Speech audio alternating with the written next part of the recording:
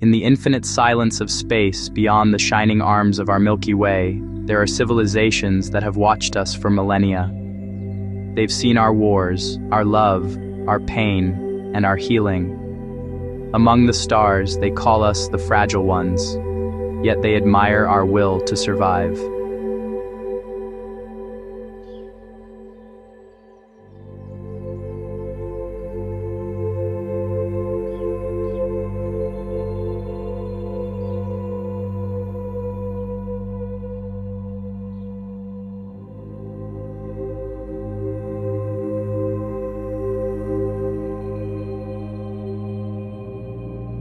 From the heart of another galaxy, the healers have come, not to conquer, but to connect.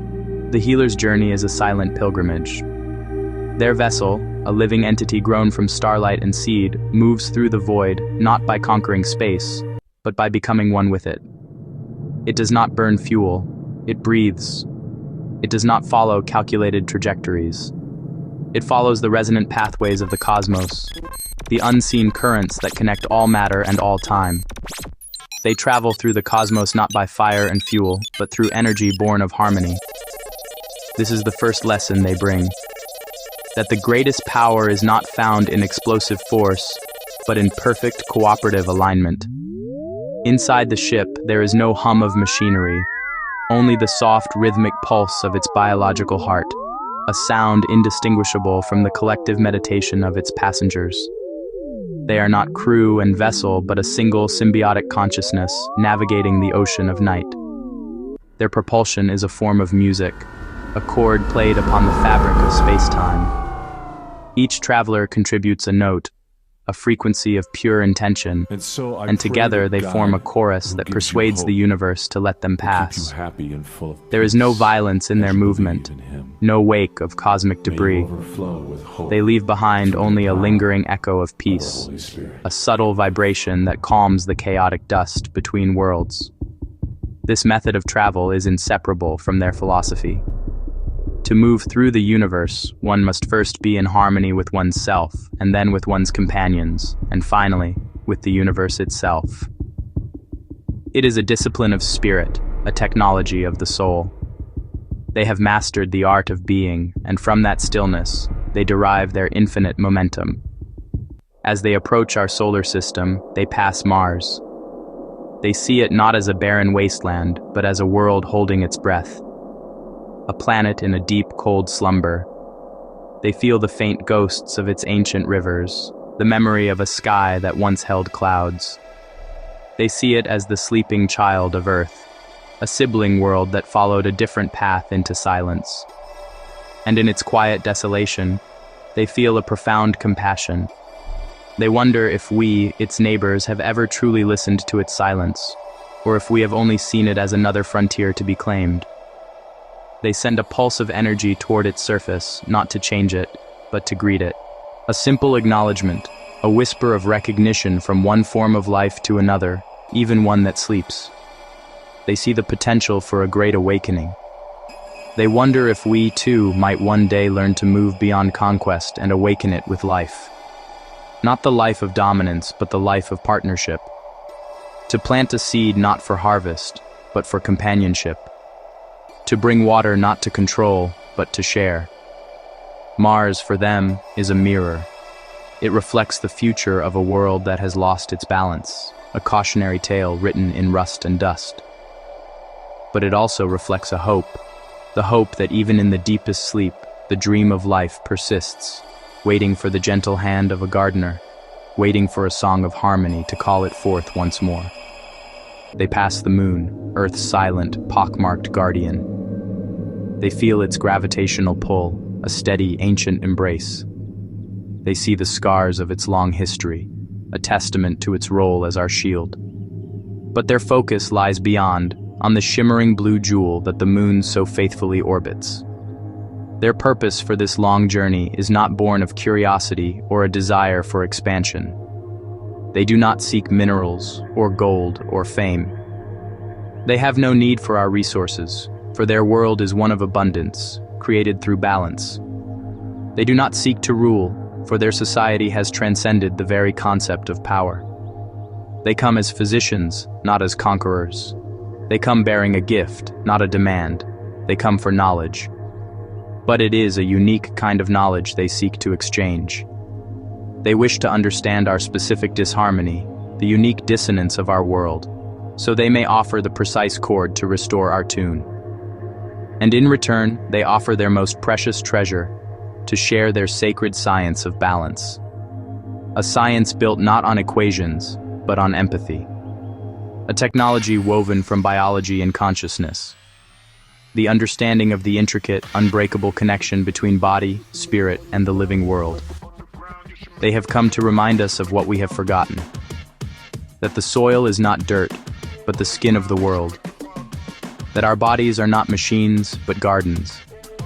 And that the health of one is impossible without the health of the other.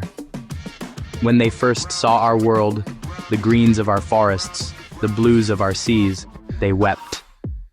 For they remembered when their own planet was alive with the same light, before greed and hunger consumed it.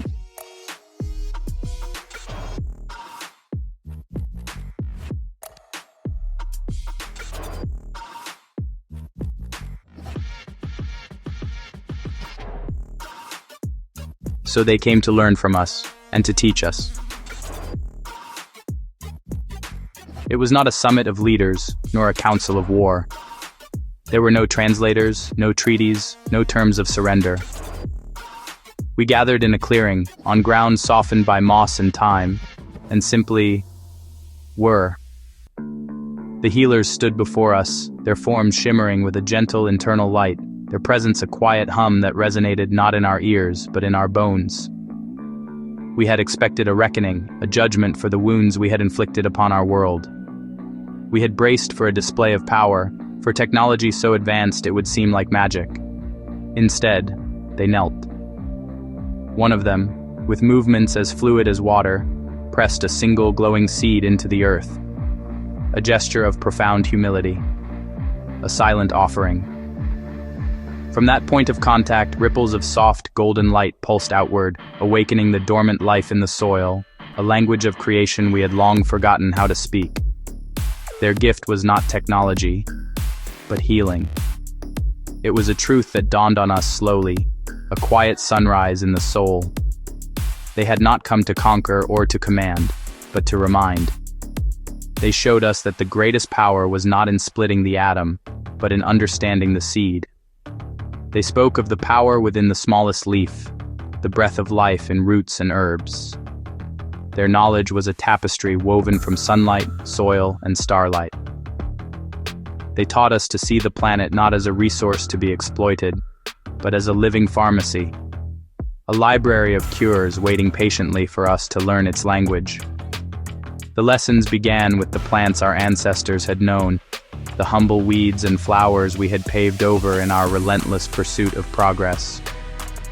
Oil of oregano to strengthen the heart, not just the muscle that beats in the chest, but the core of our courage, a shield of fragrant fire against the unseen invaders that sought to weaken our resolve and our bodies. Black seed oil, a miracle said to cure all but death. They showed us how this dark, potent oil was a master regulator, a bringer of balance that could quiet the fires of inflammation and restore harmony to the body's intricate systems. Chaga, the immortal fungus of strength. A blackened, woody jewel born from the wound of a birch tree. It offered the resilience of the ancient forest. A deep, quiet power that fortified the spirit against the slow erosion of time. And devil's claw to ease pain and suffering. From a plant that learned to survive in the harshest deserts, we learned to unburden our joints and our minds, to release the chronic aches that had become the background noise of our lives. They introduced us to others, turmeric, the golden sun, to extinguish the body's hidden fires, ashwagandha, the winter cherry, to grant us calm strength in a world of chaos, lion's mane, the brain's own gardener, to clear the fog and sharpen the mind, reishi, the mushroom of spiritual potency, to connect us to a deeper, more profound consciousness, nettle, the stinging protector, to cleanse and nourish our very blood, and hawthorn, the guardian of the heart, to mend the emotional and physical aches of our collective spirit. We, who had looked to the stars for answers, were now being taught to look down at the soil beneath our feet. We sketched the leaves, charted the root systems, and learned the celestial timing for harvest. The healers showed us how the light passing through a single leaf could project the patterns of distant constellations, revealing a hidden symmetry. Through herbs, they saw a reflection of the universe itself. Small elements, working together to bring harmony. The spiraling structure of a fern frond mirrored the arms of a galaxy. The branching of a root system mimicked the cosmic web that connects all matter. The chemical dance within a cell was a microcosm of the stellar fusion that births new worlds. It was the ultimate principle of interconnectedness. The way stars form galaxies and hearts form humanity. We were not separate from the universe. We were a part of its grand, breathing design. And in healing the smallest part, a cell, a leaf, a single human heart, we were beginning to heal the whole. Humanity's awakening. In the quiet observation of the healers, we began to turn not outward to the stars, but inward to the soil and to ourselves. They watched us rediscover our purpose, a purpose we had long forgotten, buried under layers of concrete and code. It wasn't a grand, singular mission dictated from on high, but a million small, deliberate acts of reconnection. Here we speak about the medicines we use, simple, evidence-guided plant remedies prepared with care. Oregano oil for defense, turmeric to cool hidden inflammation, ashwagandha for steady resilience, and hawthorn to support the heart. We craft tinctures, teas, and capsules, clean, measured, and traceable, so each dose fits the person. This is medicine as partnership, plant wisdom with clinical rigor, given at the right time, in the right amount. With this rediscovery came a profound shift in how we cared for one another. We learned to heal not through cold, sterile machines, but through connection. The hum of a diagnostic scanner was replaced by the quiet hum of shared presence. We built clinics of wood and glass, filled with light and the scent of drying herbs. Healing became a communal act, a neighbor bringing a soothing tea, a friend sitting in quiet vigil, a community sharing its collective knowledge of the plants the healers had reintroduced to us. We learned that a comforting hand could mend more than any suture, that a listening ear could diagnose the ailments of the soul.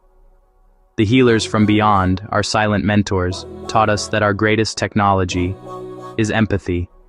They showed us that the most complex network wasn't built of silicon, but of shared feeling. The ability to truly see another, to feel their pain and their joy as our own. This was the force that could remake a world. It was the source code for compassion, the ultimate renewable energy. And so, fueled by this newfound empathy, we began to build. Together, we built gardens, on rooftops, in deserts, even under the oceans. The gray, forgotten spaces of our civilization became canvases for life. Concrete canyons echoed with the buzz of pollinators, and sterile skyscrapers were draped in vertical farms, their green tendrils reaching for the sun. In the scorched sands of our deserts, we deployed technologies of synergy, not extraction. Mirrored arrays followed the sun, focusing gentle light onto drought-resistant herbs, while atmospheric water harvesters, inspired by the healer's designs, condensed the very air into life-giving dew. We learned to work with the desert, not against it. Beneath the waves, we constructed great, transparent domes anchored to the seafloor. Inside, we cultivated unique marine botanicals, their forms swaying in the filtered blue light as schools of fish darted past.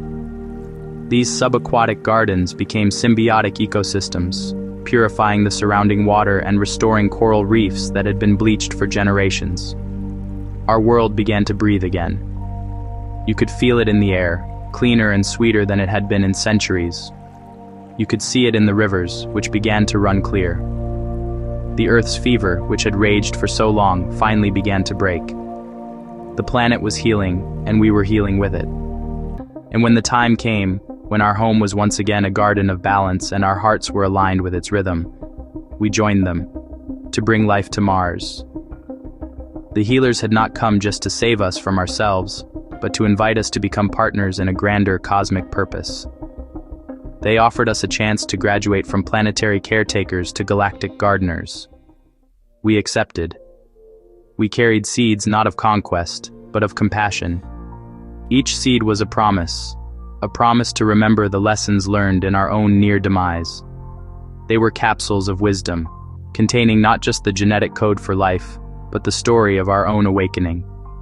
We were not fleeing a dying world, but leaving a healing one, to carry its song of resilience to a silent, waiting neighbor. From Earth to Mars we traveled, guided by the healer's wisdom.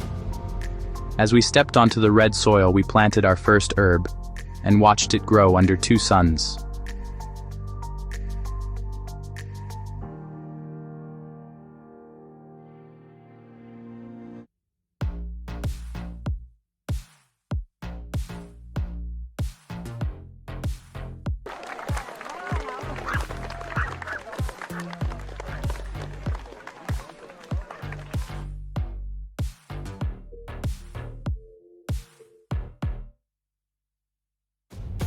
For the first time, humanity looked not to the stars for salvation, but to ourselves, to the earth beneath our feet, and the life within our hands.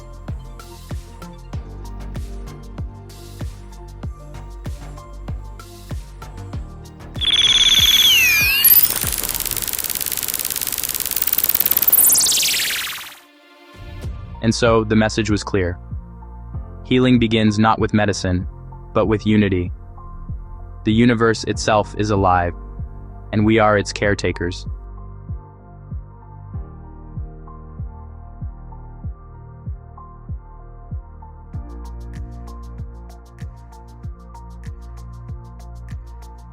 May we never forget the lesson from the healers beyond the stars. That within every seed lies the power to heal a world. If you liked this video, check out the first part of this story, Earth to Mars, the Herbal Journey to Save Humanity.